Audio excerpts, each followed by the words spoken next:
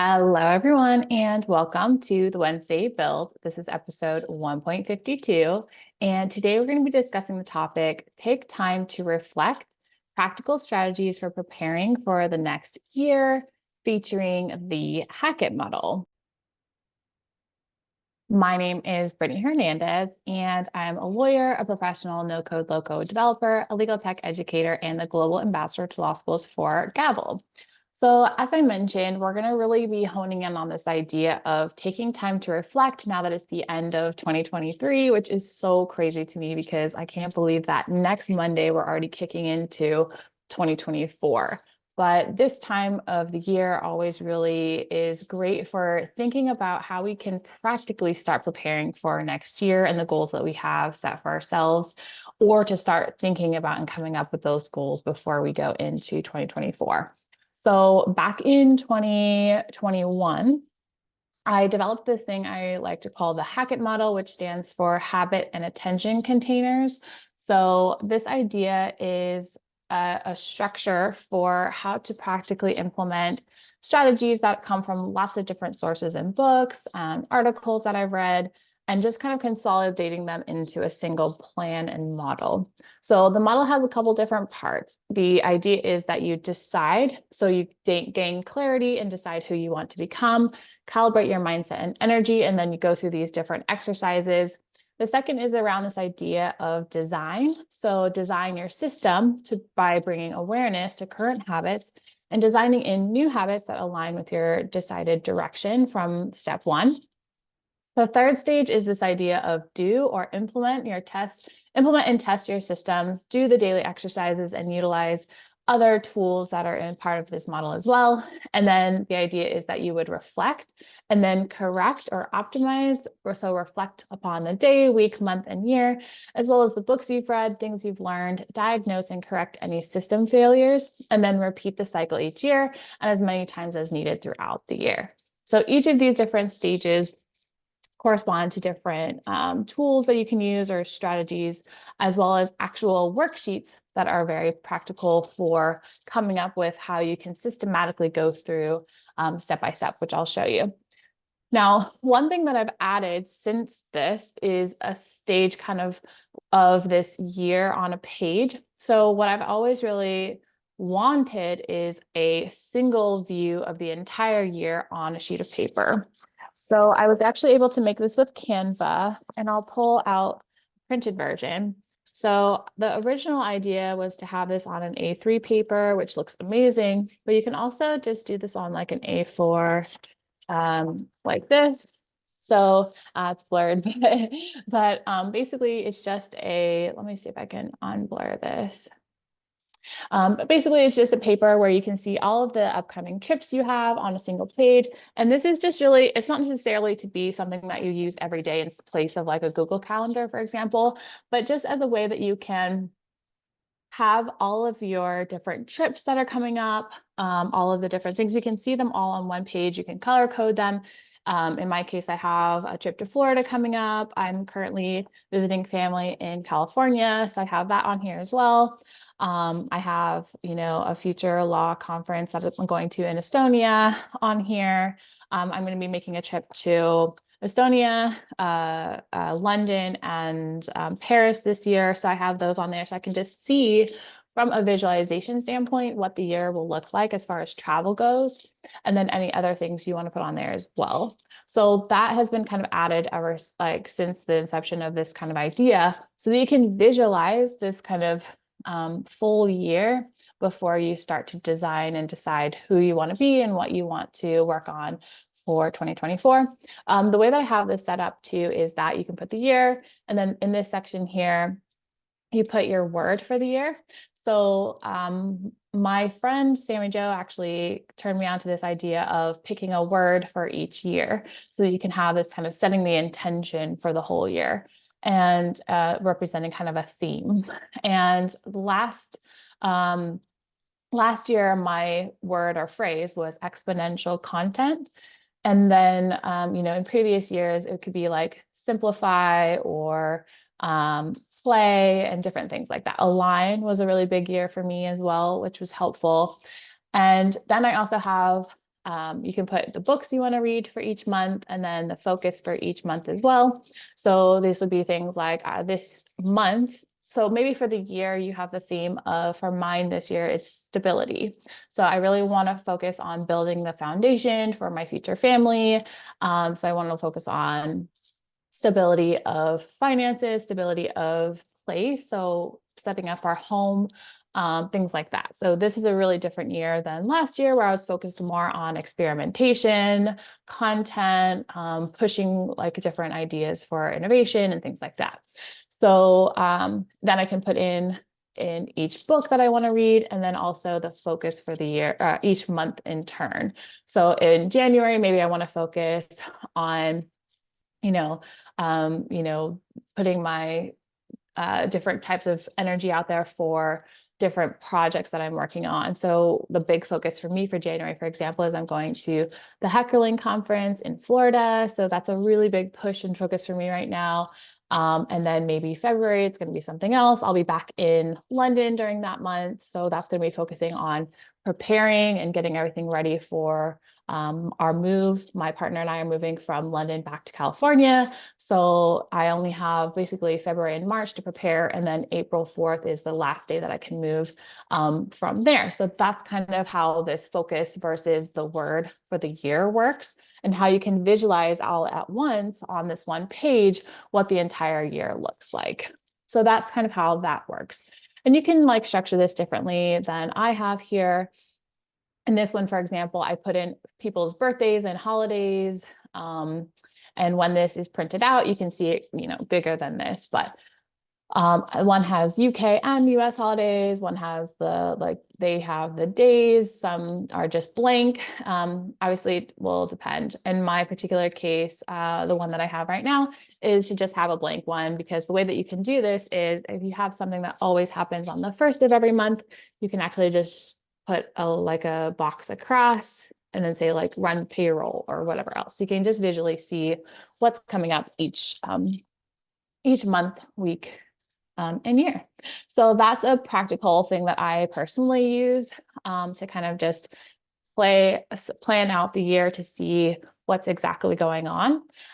So that kind of hits into that more on the visualization side and practically implementing like what is actually going to go in there.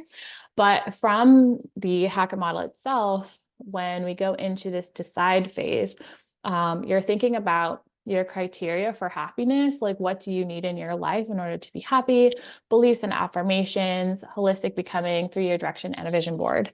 So in this section here, as I mentioned, each one comes with different worksheets. So in this particular one, back when I did this in 2021, the idea of this, my criteria is these are the things that I need in order to feel joy and purpose and fulfillment and happiness in my life.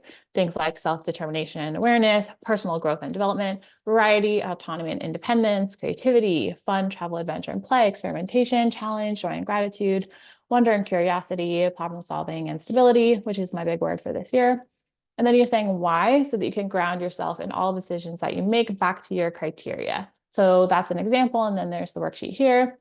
Beliefs and affirmations. So these are things like my joy, self-awareness, and creativity are my superpowers. My default state is content. I can literally do anything I choose. I am the creator of my own life, and I can mold and change it as I please whenever I choose, things like that. So you're just trying to understand like who you are becoming, what you want to focus on, what your beliefs are, who you're just this is kind of a getting to know yourself exercise. So that when you move into the holistic becoming sheet, you can score yourself on what you think needs improvement. So you give yourself a score out of 10 for each of these areas, but then you make statements into speaking to what you would like to have versus what you have right now. So for example, for let's say health and well-being, for the physical, emotional, and spiritual, as well as mental, you have like, I am the kind of person who exercises 6 days a week and eats nutritious meals throughout the day. Mental, I'm the kind of person who engages with the outside world and other humans warmly and regularly. I rest and recover. Emotional, I'm the kind of person who uses exercises like Gaivas, which is an exercise of gratitude, abundance, intention, visualization, affirmation, and then smiling. And the 3 love two, which is like you say, I love that my partner does this. I love that my friends take care of me emotionally or whatever else. And then things like being in a state of gratitude, joy, and love. And then spiritually, like I'm the kind of person who looks for and takes advantage of opportunities to feel connected to intuition and so on. So that's kind of how you break down each section of your life and seeing like, how are you scoring right now? What would you like to be in the future? For 3-year direction, this is to kind of plan more outside of this year and outside of the week, and just kind of having more of an overall picture of which direction you'd like to go. Ultimately, for me as well, this is a good sentence to fill out. Ultimately, for me, a life well lived is one where I become someone who lived her full potential in every area of her life, loved to her full potential, and experienced everything along the way. So things like that. And so this is like a build, save, invest type of direction. And I don't necessarily need to use these same words when I actually go into these stages, but this idea of, who do I want to become? And I just want to see what happens and who I become when things like I complete my projects fully. I have the habits of a saver. I know how to make money and make money work for me. Main targets, and then why. And then you can kind of elaborate underneath as well. So that's what that worksheet's for. This is this idea of having a vision board. So you can actually do this on the paper itself, or you can do this, I've also done them on Canva as well, to be able to put it on my phone. So this year, actually, my vision board for 2023, let me see if I can show you where that one was, because that would have been a while ago. But I actually did most of the things on my vision board. So that one, let me see if I can find it. This one. So this was my vision board for 2023. And as I said, my word was exponential content, word or phrase. And then this is this idea of really trying to practice using my voice, practice seeing what I had to say, practicing preparing in advance to put different content out there. This was around health and fitness. This one was this idea that I wanted to go on a trip to Portugal, and then preparing for getting married. And actually, this mostly has been done. So this goal was really to, as far as like from the speaking perspective, to produce content that would allow for me to have exponential opportunities. So I have consistently, till today is my last day of this particular year, done 52 weeks of videos for 2 different series. One is more of a tutorial-based one called Code Word Hex, and then this one, the Wednesday Build. And so for each one, 2 times, so basically once a week for each of the series, so for a total of 2 times per week, I've been posting content that has been really interesting as an experience and an experiment overall, to see like, how do I come up with content? How do I pay attention to the world in different ways? And how does this help to further different goals in my life? The health one has been good from the first part of the year, and then as Christmas came around, a little bit less good. So I'd say this one was like a 50-50 or like a 60-40 kind of success. And then I did go to Portugal. I got to stand here with my mom. And as far as like the wedding stuff, we were planning on doing a wedding this year, but just with kind of like visa stuff, timing stuff, it's going to be more likely that we get married next year. But we were able to have a conversation about how this would look and what we want to do as far as where we want to live. So I do feel like this is mostly successful in the sense that even though we didn't actually get married this year, we did move the needle to finding our plan and figuring out what we wanted to do for the future of our relationship and so on. So I feel like this was a really good exercise to do a vision board, and I love doing that every year. So I really highly recommend that from that kind of visualization and strategy standpoint. So in stage 2 of this process, you go through this idea of identifying your non-negotiables. So for me, non-negotiables are sleep, and then time with my partner, time set aside for exercise, nutritious meals, 1 full day off per week. And then that's like of work and exercise, just to have a day where you can just do nothing if you want. 5 hours per week for time with friends, family, and mentors, 8 hours a day, 5 days a week for work, time for meditation and to feel and express gratitude and love. And then at least one adventure outside of the house each week. So even if that's just like going to a museum or like spending time in a park that I haven't been to, just to make sure you're constantly getting variety. And then time for basic hygiene. So non-negotiables is always like a really popular exercise as well. The I Assign planner is really helpful. So you take your non-negotiables and you put them on your calendar for the week. So where do I have time for adventure? When and where am I going to put time for friends? Where am I going to put time for my partner? Things like that. So that's where am I going to put time for exercise? So that's like a messy draft version. And I like that one a lot. And then you take that and you break that down into actual time slots. And then from there, you're able to total it and make sure that it totals to 24 hours.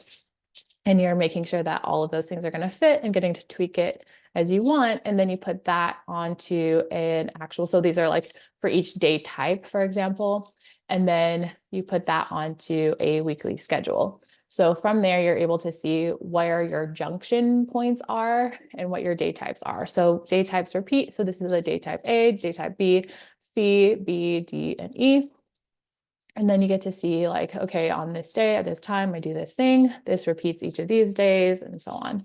So that's how that kind of system works. And then you can take that and break that down into even further in that kind of atomic habit style where you have this phrase that you fill out, which is like in this particular time block. So T4, T8, T10, which has a color of, if you have it colored like pink or blue or whatever else, at this time, I wake up. So this one's, for example, like in T1, which has a color of yellow, at 7:05, I wake up for 1 minute in my room or my bed. The obvious visual sensory cues for this juncture action and its sub actions are the sunrise light and alarm. I see the switch because I hear the alarm, it's still sounding and the button is near my hand, blah, blah, blah. So you can break this really down into what are these actual cues and sub actions. So music from the alarm goes off, I roll towards the alarm and click on the lamp, turn off the alarm, turn off the clock face, pull phones off chargers and put them next to my head, roll back onto back and close my eyes. So then I do a minute of meditation, for example. And then you can see that this is different things like an attractive pair, something that I enjoy, a decisive moment, a set, a reset, a track, immediate rewards, sensory emotional buttons, culture, and accountability. So these are different types of things that can link you to this particular action. And then how much time it takes, and then why these are part of my identity. As you know, in James Clear's Atomic Habits, talks about the importance of tying something to your identity. So this is what a completed one could look like. So same as Monday, there's a colored version here that you can see. So that's kind of a method of breaking down your whole year, going into this idea of who do you want to become, taking that and turning that into an I Assign planner and non-negotiables, turning that into a weekly schedule, and then you just execute.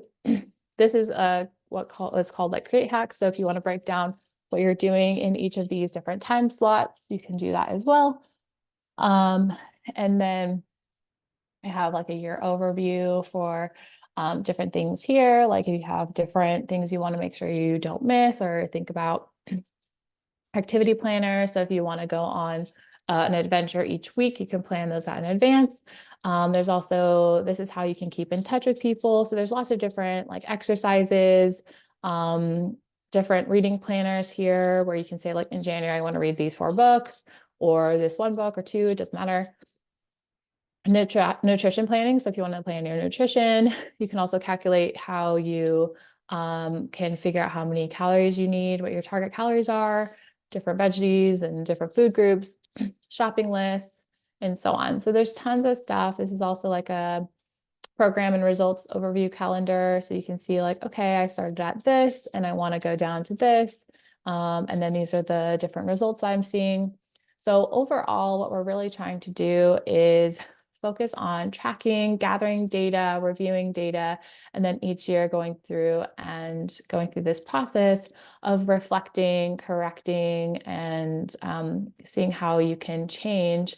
So this is that kind of reflect and correct. So you have like a daily observations journal, the was I, did I journal. So you can say like in week 1, was I proactive? Did I begin with the end in mind? Did I put first things first? Did I think win-win? And you can go through and do check boxes or make your own. System failures and corrections is this idea of we're trying to, and it's hard to do. It's not something I'm perfect at, but I'm trying to disconnect the kind of moral guilt that you have around failing at your goals to a system failure. So one of the really big things that James Clear talks about in Atomic Habits is that idea of you don't rise to the level of your goals, you fall to the level of your systems. So if something is failing, you need to look at your systems, not necessarily your goals. And so then we need to come up with a plan to correct these different system failures and not make it a moral judgment about yourself that I am bad, I am lazy, I'm no good. These are just, let me look at my system and see what's wrong in my habit stack and how I can correct that in order to be better in the future. So I like to also like log inspirational quotes. And then there's a really yearly reflection exercise where you have different prompts, which are like, this idea of, am I proud of who I was or became? And so these ones are really helpful. And yeah, so that is how you go through this system and then you repeat that process overall. You could also reword this to say this is the process of visualizing what your year is going to look like, strategizing, executing on that strategy, collecting data, reviewing that data, optimizing the process, and then repeating. So in either way, you're kind of going through this same type of experience. So that is all for today's video. Thank you so much for those of you that are hanging out with me today. So if you have any questions, feel free to reach out to me. This is actually going to be our last episode of the Wednesday build for this year, but also for the series. So as part of my reflection, I felt that, I put a lot of energy and set aside a lot of live time for this particular series. And although I did get a lot of positive feedback, I do feel like I can put my energy and time into different projects and really enhance what I'm doing with those projects. So I'm going to be keeping the code word HEX, which is a new issued out every Tuesday, which is more tutorial based and specific rather than more general advice. And then I also am going to keep the Tuesday forecast, which is a free weekly newsletter. We still have Gavel certification courses and courses in software and Airtable, go full page, and with more to come. So feel free to join us in the Cormium Global community to keep in touch. And the Gavel community actually has a very active Slack group if you want to join them there as well. So thanks again. And this is our last episode, as I mentioned for now. Thanks for being part of this experiment that I went through for the past year. I wanted to just close it out with a really, reflective piece.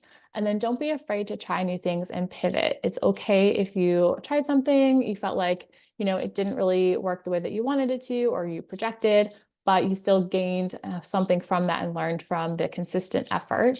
So feel free to connect with me on LinkedIn or via email at brittany@cormium.pro, or for any inquiries relating to Gavel's law school program, you can email me at brittany@gavel.io. So thank you so much for being a part of this experiment, and I hope you have a wonderful 2024. See you all next time. Bye, everyone.